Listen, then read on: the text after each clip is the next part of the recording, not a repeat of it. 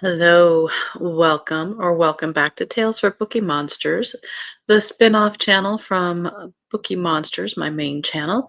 We are doing an advent calendar bedtime story read aloud of a cozy mystery called Christmas at Glitter Peak Lodge. Good evening, Cajun. Welcome. Hope you're having a good day.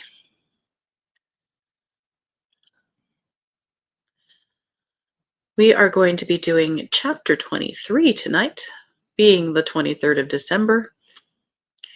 We are closing in on the finale. So what I will do is read this chapter.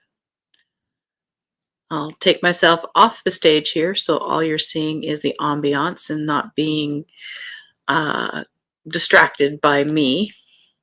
I know it was Monday, but technically for us it was also Friday because we are taking tomorrow off, so I have 2 days off in a row. I was just absolutely discombobulated all day long and giving gifts to employees, and it was just like weird. And it's just strange to me that it's Christmas already. Here in Billings, it's been in the 50s. It is not a white Christmas for us, which not really complaining, but it also has not put me in that mood. Quick announcements. I won't be doing a morning show tomorrow morning or Wednesday morning. There's just not enough books published this week to make it worth it. We'll do all 3 of the Tuesday, Wednesday, Thursday genres on Thursday. But I will have sprints tomorrow evening, our regular evening, but I'll be starting an hour early. It will be at 7 p.m. Eastern Time. So just a slight adjustment there. You do? Oh, is it a half day? This is our very first not working on a Christmas Eve. Normally we do a half day. But just decided it was time. We took both days. So when we are done reading this chapter, I'll just say goodnight and sign off. Really? Oh, girlfriend. Well, hopefully you can come to sprints and just relax, even if you don't read. All right. Are you ready? Let me take myself off here. Get some candlelight with some snow softly falling.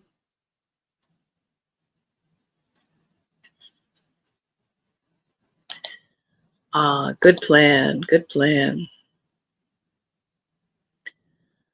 All right. December 23. It was afternoon when Ingrid opened her eyes. She'd slept soundly and dreamed of snow and blood again, but her mom and dad had been there, Angelina and Marius. She rarely dreamed about them, perhaps because she'd been so young when they died, and her memories of them were hazy. In the dream, they were dressed in their wedding clothes, as in the picture of them in the photo album. Her mother had a long burgundy dress and wavy brown hair. Her father was in a tuxedo and had a mustache and gentle eyes. The snow melted wherever they walked. Flowers floated around them, roses from the bridal bouquet and heather from the heath. Everything smelled of flowers. They'd picked her up and held her close between them. She felt the warmth of their bodies and smelled the scent of roses even after she'd woken up. She reached for her phone on the bedside table. No text, not even from Flor. That was strange. But she couldn't think straight. She was starving. Not too surprising, though. She'd slept for 18 hours and hadn't eaten since lunch the day before. She was also hot and clammy. She needed a shower. Again, she smelled the strong floral scent that filled the room. Wait a minute. This wasn't a dream. It wasn't roses either. Was it hyacinths? Pine needles and hyacinths. There was a large arrangement in a glass bowl on her coffee table. Someone must have snuck in while she slept. A small envelope was tucked in between the pine branches. Dolan Flowers was printed on it. She picked it up and pulled out the small card inside. Thanks for a lovely evening. T. She inhaled the scent and smiled.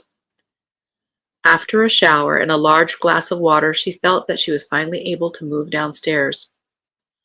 I'm so happy you're still here, she said to Vigard as they sat in the library with coffee a few minutes later.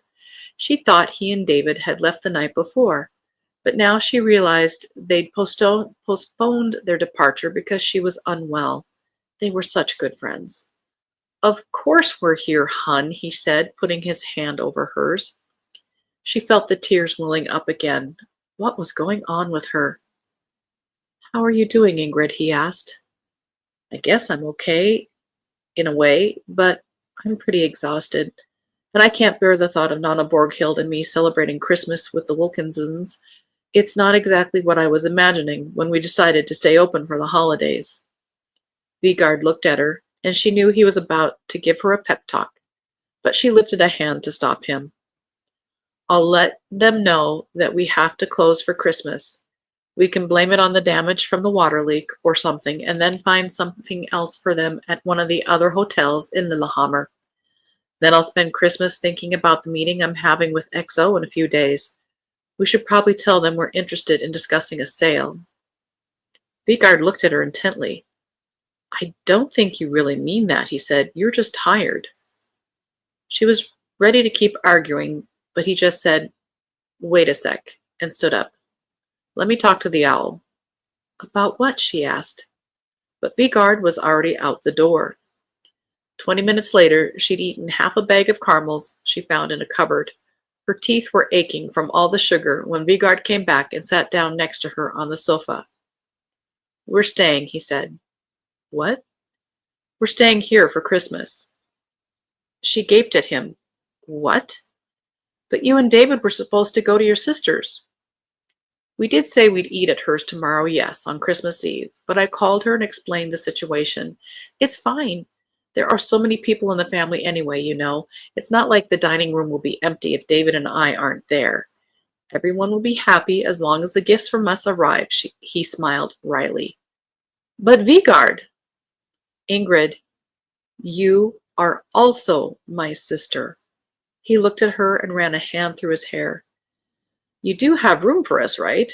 Just say the word if it's inconvenient. I just kind of assumed. Yes, oh my God, of course we have room. Do you really want to celebrate Christmas with us? It's almost too good to be true. She threw herself around his neck. Vigard smiled happily. Of course, what are brothers for? But there's one condition. What? That you wait until after New Year's to decide whether to sell the hotel. Okay. She had her own thoughts about just that, but it was still an easy promise to make. They were almost there, almost at the finish line. Now that Vigard was staying, she'd be able to get through Christmas, and that was what it was all about now, getting through it. She thought about the big Christmas dinner they'd be having tomorrow. Surely there wasn't much more that could go wrong before then. The hotel was still standing, if only barely. The decision to sell would have to wait for a while. She didn't need to bring it up with Nana Borghild until after New Year's. The smell of food had started wafting from the kitchen. Today, smoked salmon fillet with a brandy sauce and turkey breast with Maja's Waldorf salad were on the menu. Ingrid's stomach was rumbling, but dinner was still a few hours away. First, coffee and cookies would be served in the library. Nana Borghild was probably already in there. But where were the Wilkinsons? They'd left a while ago and hadn't said anything about when they were planning on coming back. She didn't like that they were out in this weather, even though Freya kept claiming that John was an exceptionally good driver. Ingrid walked through the foyer and opened the front door. As she looked out across the parking lot, an old white pickup came into view through the snow. It swung in front of the hotel, going far too fast, and parked in front of a couple other cars. Her heart skipped a beat. Had Thor come back? No, the car wasn't all that unlike the ones that Thor and half of the other men in the village drove, but this one had Musk Ox Machinery written on the side. The door on the driver's side opened, and an ox of a man climbed out. From a distance, it almost looked as if his shoulders were as broad as he was tall.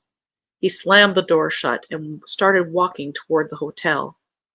Ingrid stood in the doorway and watched him approach.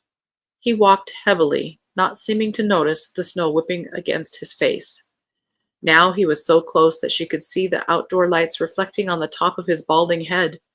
He looked at Ingrid when he reached the top of the stairs, narrowing his eyes. They were sharp beneath his heavy brow. "Is Borghild here?" he asked without looking away. "You can tell her Hallgrim Dalen has come to visit." At that very moment, Freya and John Wilkinson's Range Rover pulled into the parking lot.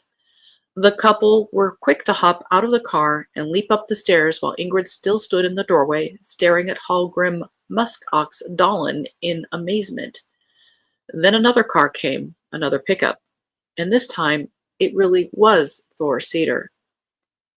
"What is going on?" Ingrid asked. She looked at the small crowd that had entered the foyer, from Hallgrim Dalen to Freya and John Wilkins, over to Thor Cedar, and back to Hallgrim.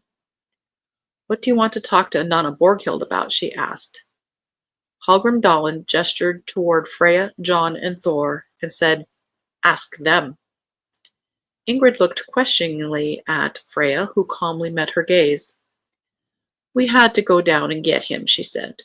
"But when we arrived at his house, this young man was already there."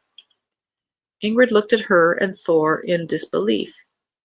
"You went down to get him? Why? And what on earth were you doing there, Thor? Had everyone lost their minds?" No, Thor met her eyes calmly, and Freya didn't seem particularly crazy, standing there in her green woolen coat, while the snowflakes thawed in her hair. On the contrary, she seemed more collected than she had since her arrival. "There are things we need to talk about," Freya said. "Together." "Let's go up to my apartment," Ingrid said. "There are guests in the library, and if you really need to talk to Nana Borghild, wouldn't it be better to do it somewhere where the guests and staff aren't present?" Thor seemed to be thinking the same thing. He put a hand on Hallgrim's shoulder without saying anything, but Hallgrim shook him off. "No, we'll go in and get this over with, whatever it is. Doesn't matter where," he said, stomping toward the library. "Do you know what's going on?" Ingrid asked Thor as they hurried after him. "I thought that enough is enough," Thor said. "I'm tired of sneaking around and trying to pick up hints and rumors, so I went over to Hallgrim's to hear what he himself had to say about EXO and the whole situation. But I'd barely gotten inside the door when these two showed up. There was a bit of shouting before Hallgrim went out to his car and the others drove after him in the Range Rover, so I followed too. And just like that, everyone was up here at Glitter Peak." He paused when Hallgrim threw open the library door with a bang. Borghild had been chatting with Vigard, David, and Pia on the sofas at the other end of the room while Sunny served them coffee, but everyone fell silent when the door slammed open. Borghild stood up and stared at Hallgrim. Between them stood Barry in his regular place by the fireplace like an impartial and immovable linesman. The snow was melting off Hallgrim's dark gray jacket and heavy lace-up boots pooling around him on the parquet. "I shot that beast," Hallgrim proclaimed, pointing at the bear. The room was completely silent. Hallgrim went on. "He ended up here because of a bet. You won that time, Borghild, but you won't be winning again." He took a step into the library. Ingrid and Thor stayed close to him in case something happened. What would they do, though? Call the sheriff? What would she even say? That they'd gotten an unexpected visitor who actually had been brought up here by some of their guests? Hardly a reason for the sheriff to drive all the way up here. And he wouldn't get here for another half an hour anyway, maybe even 45 minutes. By then, anything could have happened. Freya and John Wilkins had entered the room. They moved past Ingrid and Thor and stood with their eyes fixed on the enormous old man who dominated the room with his presence alone. His body was so massive and his head so deep between his shoulders that it almost looked as though he had no neck at all. Sunny was still standing by the coffee table, wide-eyed. Ingrid could hear the coffee cups clinking on the serving tray Sunny was still holding. Ingrid could have sworn that the musk ox was actually stomping his feet now. He took another step closer to Borghild. John Wilkins followed. He was obviously thinking about intervening, but then again, he was involved in all this too. Why on earth had he and Freya dragged Hallgrim up here? Ingrid simply couldn't understand. Dr. Wilkins generally seemed to be a sensible and level-headed man. Now he had one hand on a backrest and was watching the situation closely, ready to make a move. Hallgrim snorted and turned toward the Wilkinsons. "Now you can explain what it is that you want," he said in surprisingly good English. "Why did you drag me up here to talk to this monster, this freak?" That's a strange choice of words, Ingrid thought. "I just think that the two of you have to talk," Freya said. It was as if the room were frozen, but Nana Borghild wouldn't let herself be intimidated.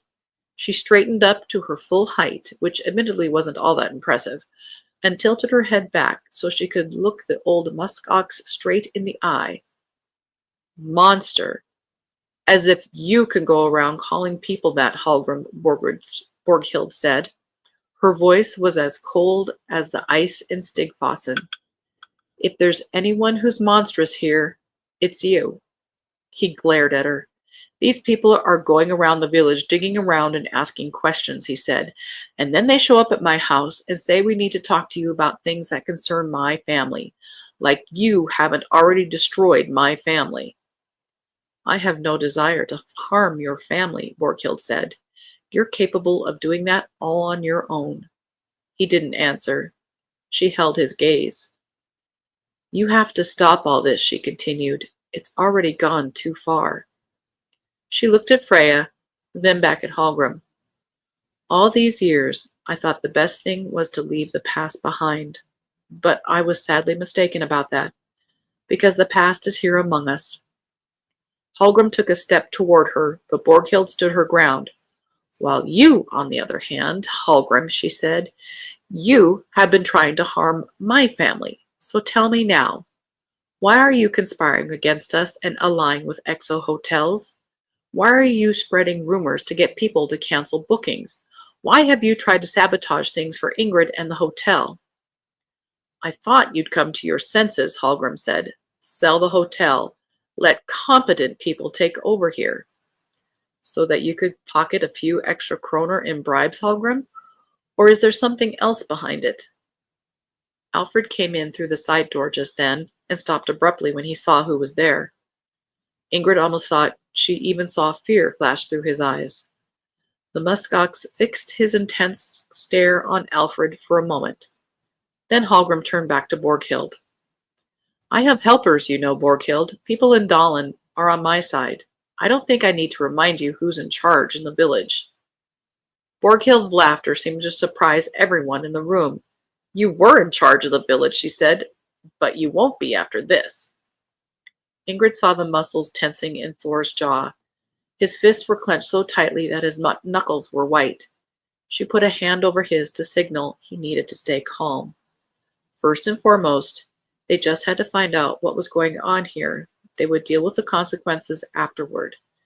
She thought they were done with the series of strange events happening here at Glitter Peak this Christmas, but now it seemed as if they were only getting started. Her grandmother walked over to the large bookshelf at the back of the room. She opened one of the lower cabinets and took out a stack of papers. Then she walked towards Hallgrim, so that she was standing right in front of the fireplace. Her glossy white hair had a reddish tint from the light of the fire. Her face was pale, but her hand was steady as she pointed her right index finger at the pile of papers she held in her left hand. Then she raised her hand and pointed at Freya Wilkins. "Here, Hallgrim," she said, "and here. Here you can see what's going to take away your power." "What the hell are you talking about?" Hallgrim growled. "I mean it, Hallgrim.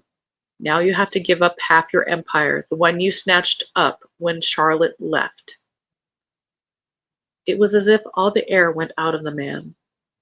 The muskox seemed to shrink before their eyes.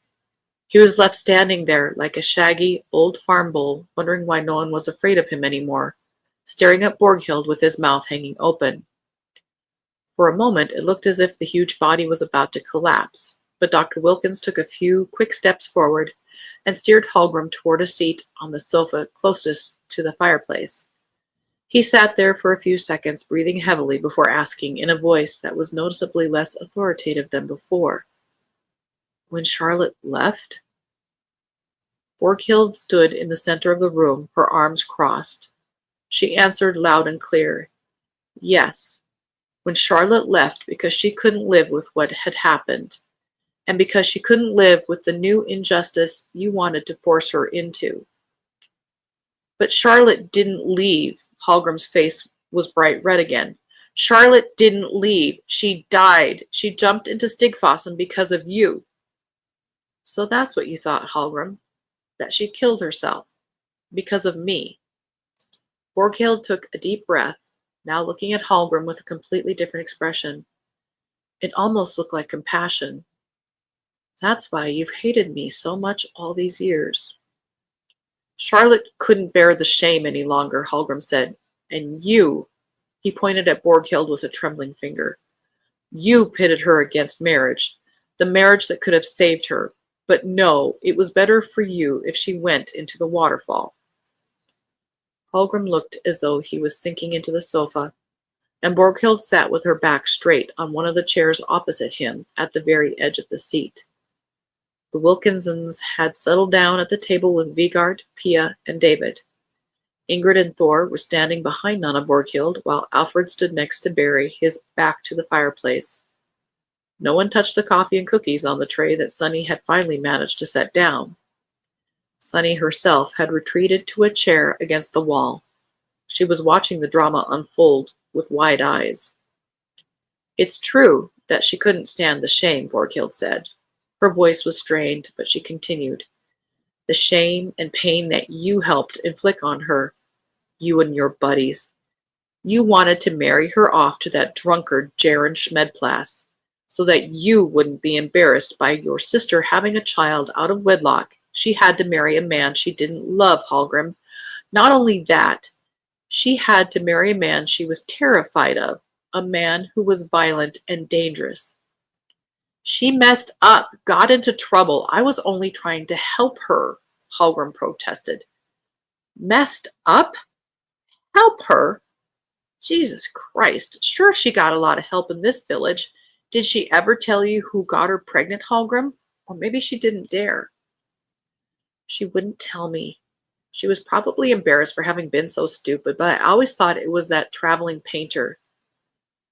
Then you thought wrong. Borghild sighed heavily. Did you really not understand, Hallgrim? Then I'll tell you now. It was someone who also was trying to help her. It was Romer. Hallgrim flinched. Romer? The parish priest? Yes! Borghild's voice was now quivering with rage.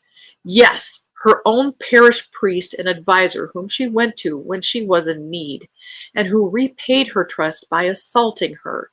And he was married, too. His wife probably had no idea what he was really like, or maybe she just looked the other way. It certainly suited Romer that you decided to force Charlotte into a false, unhappy marriage with Jared Smedplas. Then he could keep up his appearance as the guardian of religion and family values, and at the same time cover up his own crime. Borghild leaned back in her chair and crossed her legs. She was no longer as tense.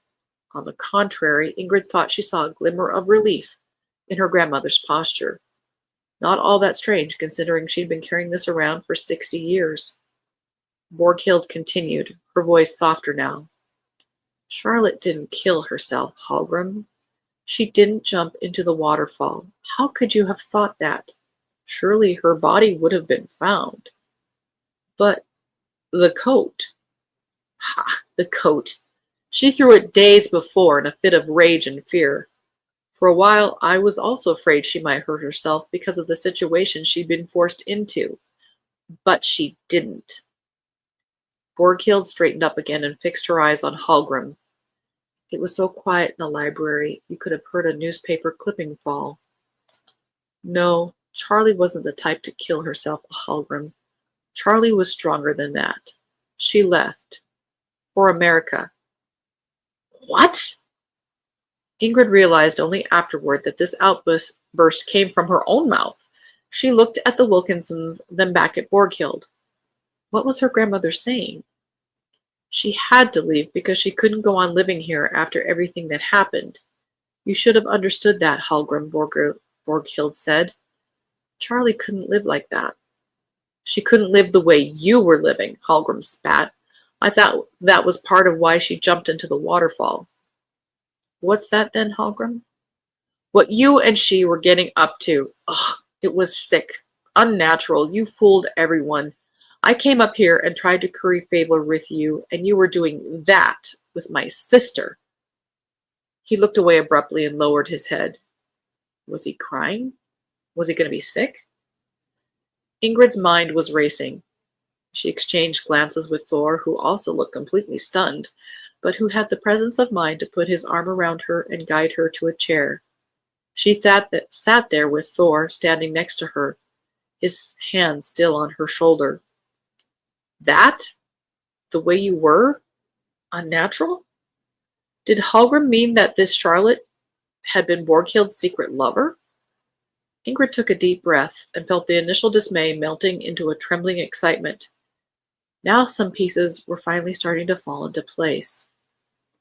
Hallgrim lifted his head suddenly and looked at Borghild again, fury blazing in his eyes. You're telling me she went to America and that you knew about it, but you've let us go around thinking she was dead all these years? I'd sworn to keep her secret, Hallgrim. She wanted it to be unresolved.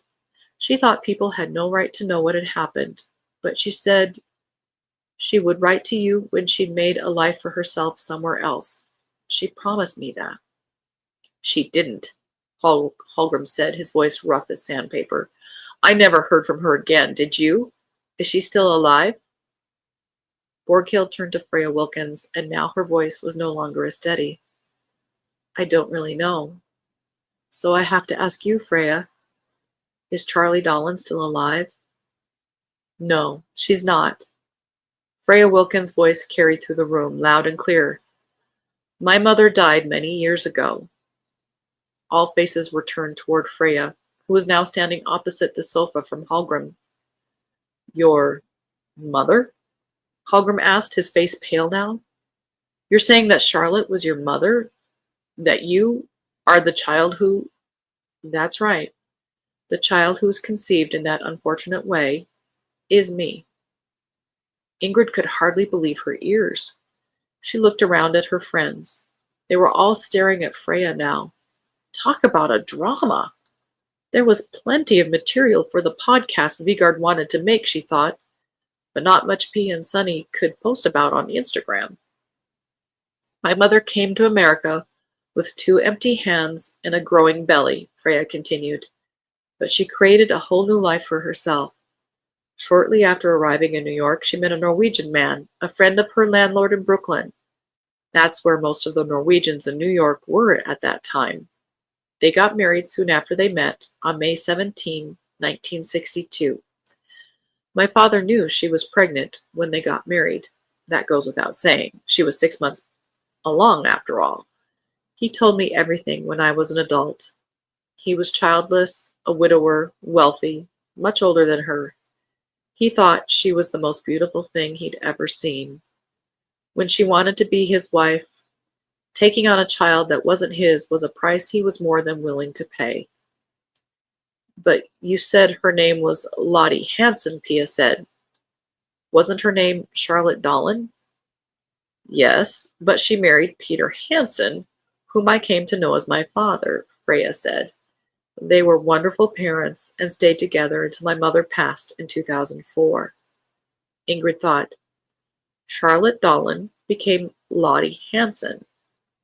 So Charlie, Lottie, has been dead for almost 20 years, Borghild said almost inaudibly. Yes, she was only 60. Cancer. It was difficult, but I was a grown woman myself and had married John more than 10 years earlier. Freya turned and looked at her husband lovingly. Both we and my parents were living in California at the time, she said. They moved out there when my dad retired, and my dad stayed there until he died in 2010. He was well into his 80s, but he told me that he'd never loved anyone but my mother. But did Charlie... Lottie ever tell you about her background? Ingrid asked. Did you know where you came from? Freya turned to her.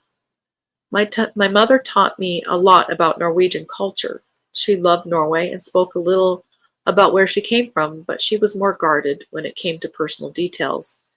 It was as if it was a door she'd closed. But on her deathbed, she said something I didn't understand at first. She spoke Norwegian, and I thought she was saying something about climbing a glittering mountain. I assumed it was some kind of metaphor, that maybe she meant heaven. It was only much later that I realized the connection. She wrote letters, you see. Letters to a person she just called B, which she obviously never sent. I didn't know about them until my father had also passed, and I found them in the attic. When I read the letters, I started getting an idea of why my mother had left Norway, why she could no longer live in this place she loved so much. The letters were cryptic, almost written in code. They were in Norwegian, and they had no address, but they piqued my curiosity. The letters were the reason I got interested in genealogy and led me to getting involved in Norwegian associations. And because of the place names she kept referring to in the letters, I also realized what it was she actually said before she died. She said she always wanted to go to Glitter Peak again. Ingrid looked at her grandmother. Tears were rolling down Nana Borghild's cheeks. So, Ingrid looked between her grandmother, Hallgrim, and Freya before settling her gaze on the American. Hallgrim's sister Charlotte, who disappeared in 1962, was your mother? Yes. So Hallgrim is your uncle. Freya looked at Hallgrim, at first without saying anything. I wasn't sure when I came here, she said hesitantly, but now it's quite obvious.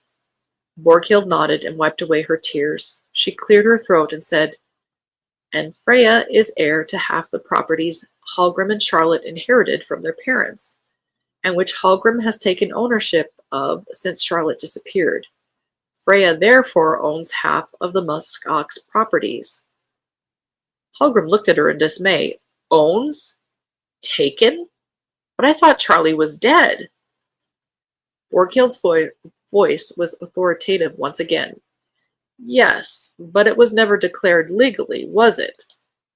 Anyway, you're obligated to share. Otherwise, you'll have me and the legal system to deal with. Because I've put in the work, Hallgrim. I've been doing some investigating and found a number of cases that show you've been making illegal and fraudulent real estate decisions for years, not to mention tricking people into debt and financial hardship. She looked at Thor. Your family knows all about that, don't they, Thor? Thor nodded silently. Borghild went on. You think of yourself as this tycoon, Hallgrim, like the king of the village and protector of the family name. But you've built your estate on shady business and threats. You've taken more than what's yours. I also understand that in addition to the old grudge against me, you now have a financial interest in pushing us out of the hotel business, because you want us to sell to your partner, XO Hotels. But that's never going to happen. Was that why you came down to my place the other night? Hallgrim asked.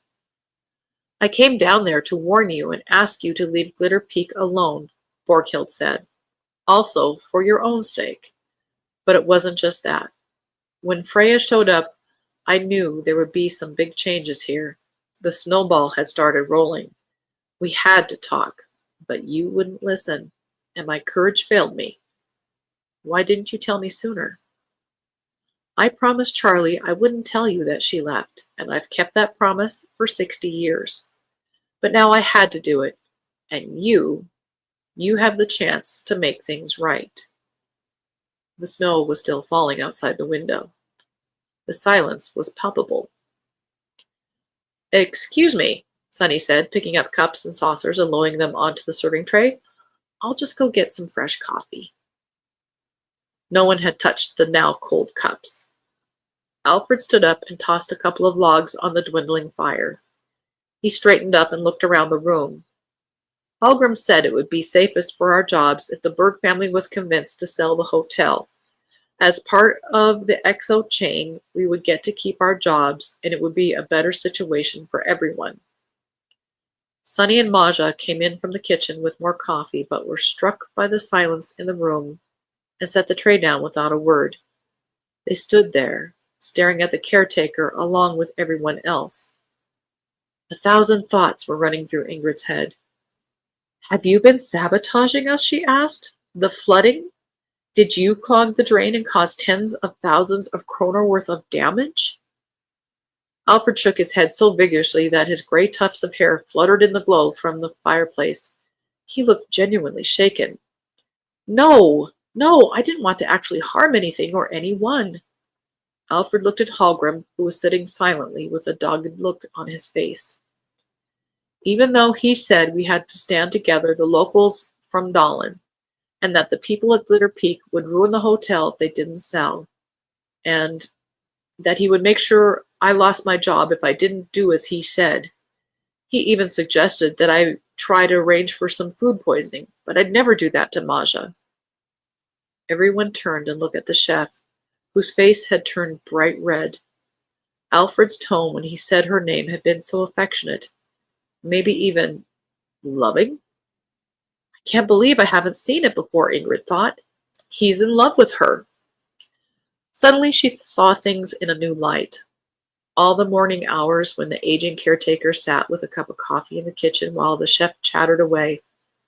Alfred had applied for a job at the hotel years ago, just after Maja was widowed. He himself had never been married. Ingrid had never thought about it before, but she'd been blind. Once again, love was right under her nose. There was a kind of rumbling, and it took a while before they realized that Hallgrim was laughing. "We worked pretty hard to persuade people not to come here," he said. "We thought it would make you throw in the towel, but we haven't managed that yet." After a few hiccups of laughter, he was guffawing so hard that he had to wipe away tears with the back of his hand. Ingrid almost had to laugh too. The friendship that had once existed between the young Borghild Berg and a young Hallgrim Dalen was hard to imagine when she looked at them now. To think that Borghild, Hallgrim, and their friends, most of whom were now deceased, were the same boys and girls who had worked and danced and spent time together here at Glitter Peak 60 years ago. They had been so young, much younger than Ingrid was now. Dr. Wilkins hadn't said a word during the confrontation, but he now had a supportive hand on his wife's arm. Ingrid didn't know how much he had caught of the conversation, which had mostly been in Norwegian, but he seemed to understand everything that was going on. "I knew it when I saw the painting," Freya explained. "When I recognized my mother in the picture in Borghild's room, I understood how it was all connected. I'd started piecing things together, and I suppose I was sleeping poorly, and was maybe even a little manic. John was so worried about me." She stroked her husband's hand tenderly. "We went to the National Archives and searched online, but it wasn't until we got here that I really felt I was getting close to something. I wandered around the corridors, thinking and listening, and trying to find out as much as possible. I didn't even have the energy to eat. It was so overwhelming to be here, at this Glitter Peak my mother had longed for. And then I fainted and woke up to the picture of her and Borghild." "Your mother and Borghild?" Ingrid stopped herself and looked toward her grandmother, who was sitting on the sofa across from them. How could Ingrid possibly be so slow? Of course they were the ones depicted in the painting that had hung here all those years. The girls in the bunads. How could she not have seen it? She hadn't even recognized her grandmother. She'd just seen a couple of random models in bunads in the Norwegian countryside, young girls with long braids, one dark and one light. It was Borghild and Charlotte in the painting, her grandmother and the love of her life, Charlotte, who had been 19 when she disappeared, whom Nonna Borghild had never seen again, and whom she may never stop loving. "Hidden in plain sight," Freya Wilkins said. She took her wallet out of her purse and pulled something out. Then she stood up and walked over to Borghild, holding out an old photograph. Borghild stood up too. She took the picture and studied it carefully before embracing Freya. They stood there for a long time with their arms around each other. Ingrid was certain they were both crying. It ended up being a long afternoon in the library. After a while, Sunny went out for more fresh coffee and some waffles, which seemed to be just the thing to lighten the mood. The conversation continued. There were still so many questions. "What happened to the groom then?" Thor asked. It turned out that the jilted Gerard Schmedplas had left Dahlen the year after the wedding that never took place. He died sometime in the 1970s. Hallgrim heard he drank himself to death. Things in the village weren't the same for him after he was left at the altar, Hallgrim said. That makes sense, Thor said, taking a waffle. Good riddance, Nana Borghild said sharply. Gerard Schmedplas was a bad man. Reverend Romer, too. He died in 1963.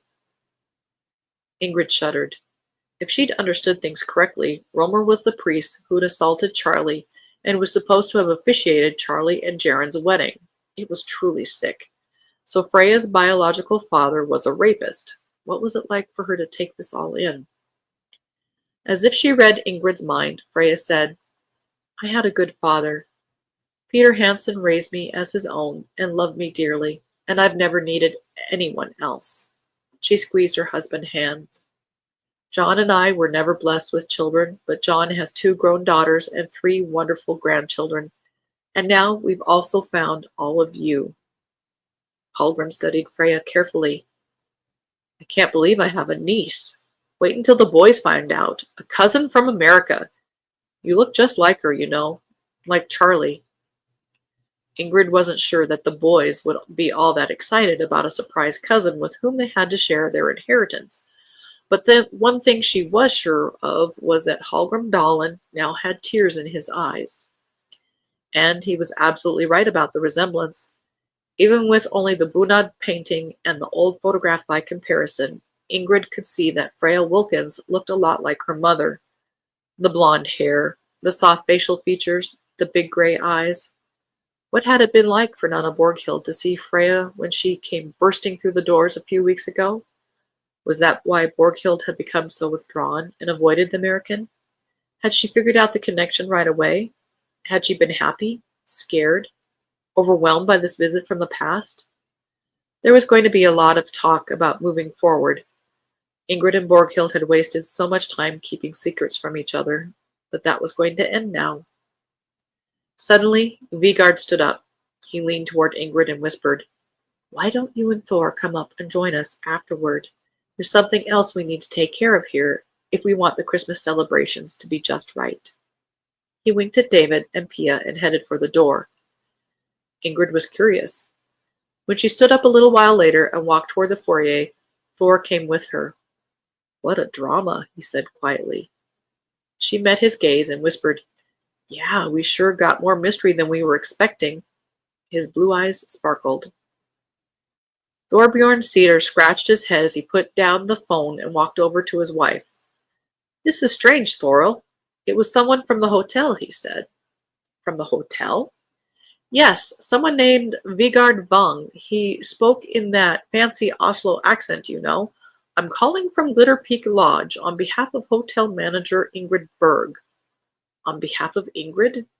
But what did he want then? I'm getting to that. He said he knew it was short notice, but he wondered if we wanted to go up there tomorrow. Tomorrow? On Christmas Eve? Yes, I thought they wanted us to celebrate Christmas with Thor and Ingrid and the guests at the hotel. What in the world? We can't do that. But why not, Thoril? Really? Maja will be there and everything. I said yes. Dinner was served later that evening. It took more than some family drama to put Maja Cedar out of action. Ingrid walked Thor out to his car afterward again. It was apparently becoming a habit. In the future, she would also make a habit of wishing him a proper welcome. The snow had subsided a bit, and Thor was sure it was okay to drive, even though the roads hadn't been plowed yet. Hallgrim Dahlen had left a couple of hours ago with a new niece to tell people about and an old feud more or less put to rest. Ingrid put her hand on Thor's arm. So that nut Vigard has invited your parents here for Christmas Eve. You can of course say no. Thor looked at her. Would you rather we not come? He asked, seeming a bit concerned. Yes, of course you can come, she exclaimed. I mean, you're most welcome. I just meant that you probably had your own plans already and are used to being at home and... He took her hand. Never mind that, Ingrid. Never mind what we're used to. I can celebrate Christmas anywhere, as long as it's with you. She saw a deep seriousness in his usually jovial eyes. They were standing close now, so close she could feel his warm breath on her face. With Thor, it felt okay to be close to another person. More than okay, actually. It felt right. She wanted to be close to Thor. Her body was soft and warm. It was as if a barrier had disappeared. She leaned forward and kissed him. From Borghild Berg's diary. I'm sitting here, looking at the painting of the two of us. When Mother and Father were so happy with the painting of Stigfossen and Heaven's Horn, they decided to commission another painting from the painter, Antonsen. They'd originally intended for me to pose alone, their only child, the heir to the hotel, but I didn't want that. I wanted Charlie in the painting, and so she was. I guess I was pretty stubborn and spoiled. It turned out just the way I wanted it to. It was so exciting being a model, but we didn't get to look while it was being painted. It was only when Mother and Father asked us to come into the living room one afternoon that we got to see what the finished painting looked like. There we were in our bunads. We could see for ourselves that we were beautiful, that everything around us was beautiful, that we belonged together. We felt so grown up then. Now I can see how young we were. I remember grabbing her hand. I'll love you forever, I said quietly, so that Mother and Father couldn't hear it. I was so certain, so sure that we would find a way to be together. It was only afterward that I realized that Charlie had been more insecure than I was. That was why she went to the priest. She was so young, torn between emotions and what was expected of her. She knew that what we were doing wasn't something people would accept. She'd had a good relationship with the priest ever since her confirmation. She trusted him. I can't believe that Hallgrim didn't know the priest was the father of the child Charlie was expecting, but she had never told him what happened. She blamed herself for trusting the priest, the man she went to so she could have someone to talk about what was troubling her and who had assaulted her. Like the wolf he was, like the lamb she was, he was supposed to be the shepherd.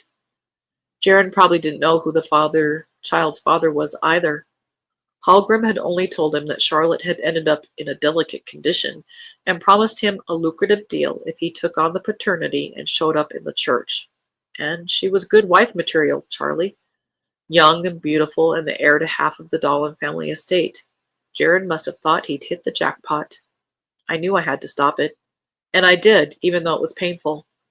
At least I managed to prevent the one bastard who had assaulted her from officiating her marriage to the bastard who would then ruin the rest of her life. But, and this is hard to believe, it was Romer who married me and Christian only a few months later. We had no other priest to choose from, and in the midst of my grief over Charlie, I did what I had to do. I came to my senses and married the kind, faithful Christian. I'd always known I couldn't marry the person I really loved, so I might as well marry a friend. He was a good man. Our wedding was a discreet affair. Anything else would have seemed strange in light of what had just happened. We mourned Charlie, all of us, in our own ways. Romer didn't grow old, by the way, but that's another matter. We got better priests after him. Hallgrim was still disappointed. No, shocked. When I chose Christian. After all, he'd always hoped that he and I would end up together. Whether it was me or the hotel that was most appealing, I don't know.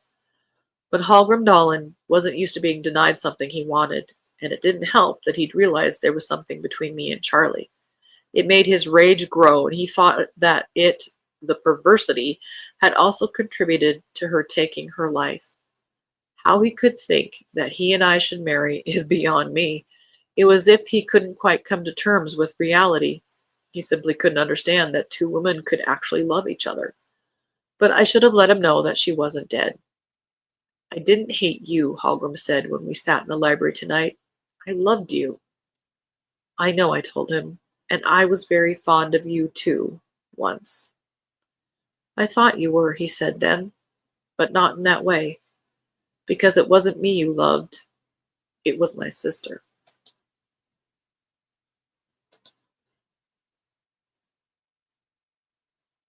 End of chapter 23. Quite a long one, but a lot was revealed. Thank you for listening. We'll do chapter 24 tomorrow. Have a good night. God bless.